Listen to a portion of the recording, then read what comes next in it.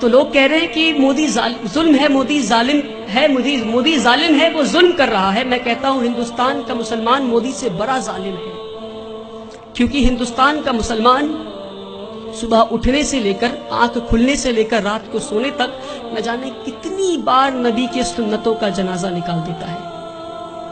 ہمارے نبی اپنے صحاباؤں کے ساتھ ایک بار گزر رہے تھے راستے سے، راستے میں انہیں ایک پتھر دکھا، نبی وہ پتھر کو پکڑتے ہیں اور راستے کے کنارے میں پھینک دیتے ہیں اور کہتے ہیں اپنے صحاباؤں سے کہ اگر تمہیں راستے میں کوئی رکاوٹ دکھے تو تم اسے ہٹا دو تاکہ تمہارے بعد جو آئے اسے پریشانی نہ ہو۔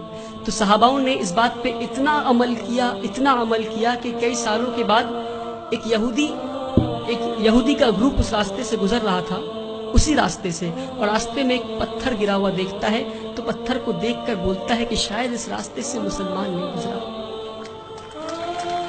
میرے بھائیوں، وہ تھا ان کا ایمان۔ اور ہم آج کہیں بھی بم پھٹتا ہے تو بولتے ہیں شاید مسلمانی ہوگا، کہیں بھی گولیاں چلتی ہے تو کہتا ہے مسلمانی ہوگا۔ یہ نہیں کہہ رہا ہوں کہ مسلمان ہوگا، اپنے اندر جھانک کر دیکھیں کہیں اللہ کا عذاب تو نہیں آیا ہم پہ، کہیں اللہ تو ناراض نہیں ہم سے۔ میں بھٹکل کے لوگوں سے نہیں بول رہا، پر بھٹکل کے لوگوں کے ذریعے میں ہندوستان تک یہ بات پہنچانا چاہ رہا ہوں، ہندوستان کے مسلمانوں تک یہ بات پہنچانا چاہ رہا ہوں۔ ایک بار ہمارے نبی صلی اللہ علیہ وسلم راستے سے گزر رہے تھے، ایک بوڑھی عورت کو دیکھتے ہیں، وہ اپنے سامان کو لے کر کھڑی تھی، تو مزدور کا انتظار کر رہی تھی وہ۔ تو نبی کریم جاتے ہیں، کہتے ہیں یار میری ماں، میں تمہارا مزدور بن جاؤں کیا؟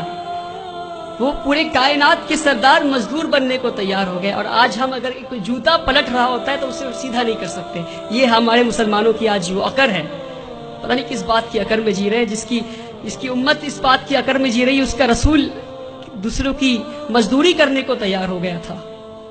کہتے ہیں اے ماں جی میں مزدور بن جاؤں تمہارا؟ ماں جی کہتی ٹھیک ہے، وہ بوڑھی عورت کہتی ٹھیک ہے، تو مجھے مکہ کے باہر چھوڑ دو۔ نبی کریم اس بوڑھی عورت کو مکہ کے باہر چھوڑنے جاتے ہیں، راستے میں بوڑھی عورت کہتی کوئی محمد آیا ہے، کوئی جادوگر ہے، اور گالیاں دینے لگتی محمد صلی اللہ علیہ وسلم کو۔ نبی کریم پیار سے شانتی سے مسکراتے ہوئے ان کی بات سنتے ہیں، مکہ کے باہر لے جا کر چھوڑ دیتے ہیں۔ اور جب واپس ہو رہے ہوتے ہیں تو بوڑھی عورت پوچھتی ہے ارے بیٹا تو نے میری مزدوری کی ہے، مزدوری تو لے جا۔ کہتے نہیں رہنے دو ماں۔ تو کہتے اچھا اپنا نام تو بتا جا۔ تو کہتے میرا نام محمد ہے، وہی محمد جسے تو گالی دے رہی تھی۔ میرے پیارے بھائیوں، ہم اس نبی کی امت ہے، اس بات کو نہ بھولیں۔ ہمارے نبی سے زیادہ بڑا مثال سیکولرزم کا اس دنیا میں نہیں ہے، جس نے مزدوری کی اس غیر قوم عورت کی جو ان کو گالیاں دے رہی تھی، مسکراتے ہوئے اس کا کام کر دیا۔ اس نبی کی امت ہے ہم۔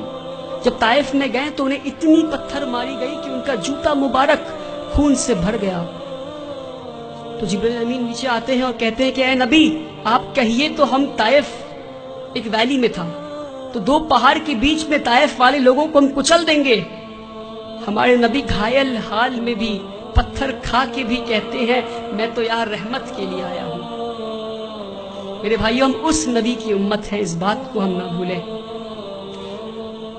جس دن مسلمان اپنے نبی کی سنتوں کا جنازہ نکالنا بند کر دے گا، اس دن ہماری تقدیر بدل جائے گی انشاءاللہ۔